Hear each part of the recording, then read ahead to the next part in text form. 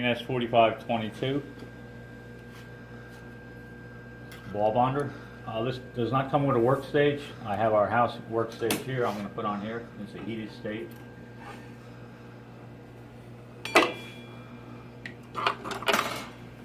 And there's connectors in the back here to connect it.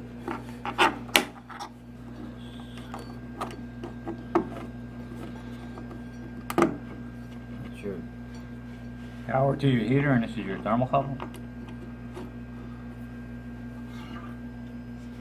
And I'll turn the power on.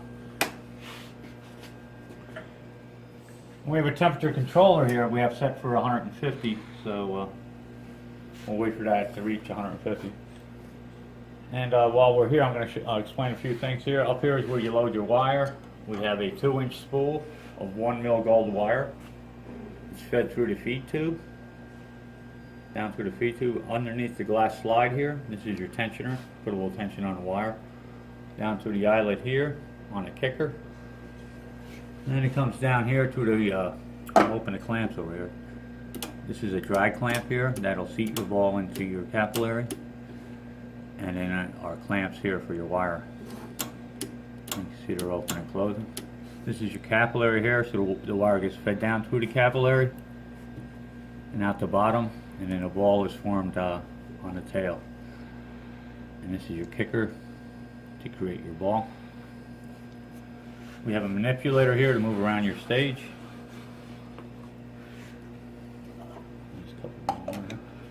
And we also have the target illuminator here. So that'll put a target down on your substrate so you can see where you're bonding.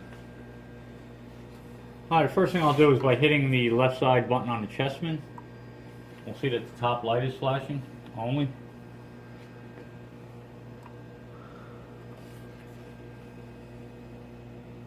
So, and it's like, let me see what kind of bond that is. I'm pretty sure that's just a regular wire, ball wedge bond. Yes, okay, so we're in ball wedge mode. So the first bond will be a ball, second bond is a wedge. I'll do a couple of those.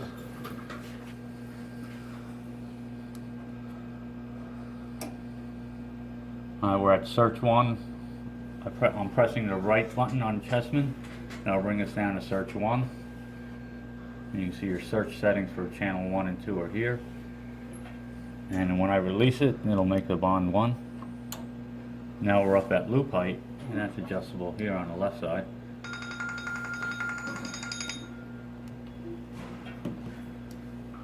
And then we'll step back. Now we're at search 2. And then you can see that the wand fires across and creates a ball.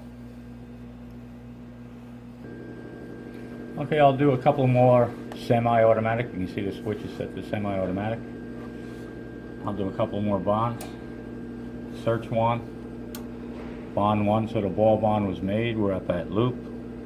Step to our second bond position. We're at search 2, and bond 2, and the ball is created. Again, search 1, loop.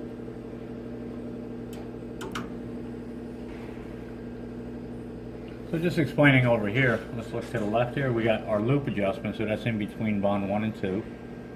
We can adjust our tail length, that's the amount of wire that's left after your second bond. We have our search 1 and 2, the top is your first channel and your bottom is your second channel. So we'll have search, power, ultrasonic power, time, and force for each bond is adjustable. While we're here, we also have a test button. By pressing down on this, it'll tell you that your ultrasonics is properly tuned. So if you ever need to use turn your ultrasonics on to your capillary, you press the test button. Your clamps for your wire and drag are here. You have your on-off light, for your on-off switch for your light. And over here on the right, we have a reset, setup. We have the NEFO, which stands for negative electronic flame off. It's either on or off. We typically leave it on. When bonding, you have a switch for your power on-off. You have a manual sparker.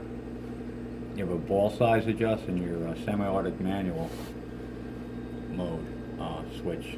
This here to short and open will tell you if you have a ball fault whether the wire has been shorted or open. It'll stop the bonding process. All of this will be explained in the manual that you have, so you can go over it. I'm just quickly letting you know what's on the front panel here. So let's switch this over to manual Z mode. Using this lever here, we can move the head up and down. You can see the head is moving. This gives you manual control of the Z. So I'll do a couple of bonds here.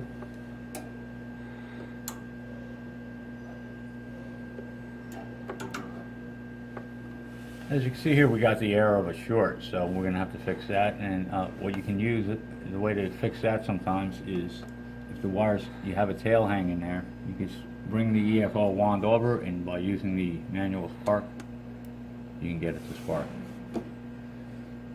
So that's telling me that the tail may be a little long, and I'll just adjust that down a little bit. Okay, let's go ahead and do another manual bond. So I'm controlling the Z head motion with the lever on the right. And as you can see here, there was no fault error, so the ball was formed properly. I'll just go ahead and down here and do a couple of more manual bonds.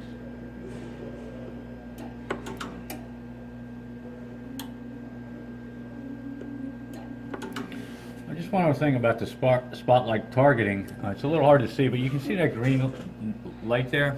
So what you do here is you make a bond and you adjust your target light so that the target is on the bond site. And that just aids in bonding when looking through the microscope.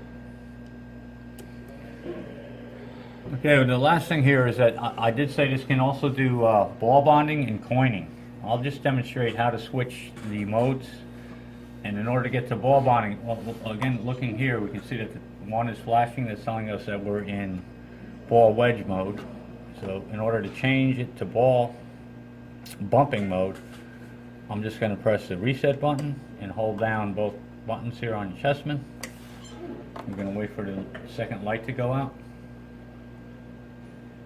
Okay, so now by hitting the what they call a stitch button, you can see that now the first and second light is flashing. And I'll do a couple of ball bumps here. And so all we're going to do is just place the ball down. Let me take it, put it back in the semi-automatic mode. So what we did here is we're just putting ball bumps down.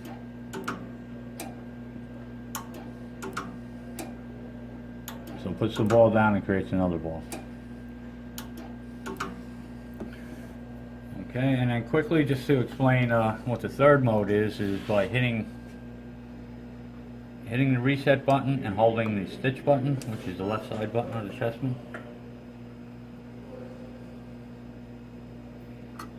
And then to see what mode we're in, you can see that just the second light is on, and that will do your coining.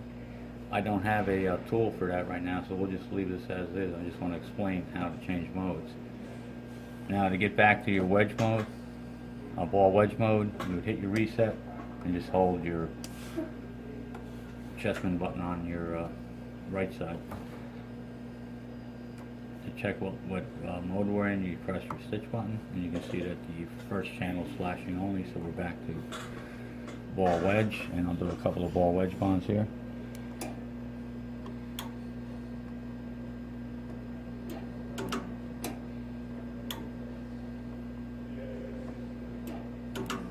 Okay. And it's recommended you run your temperature, work holder temperature at 150°C.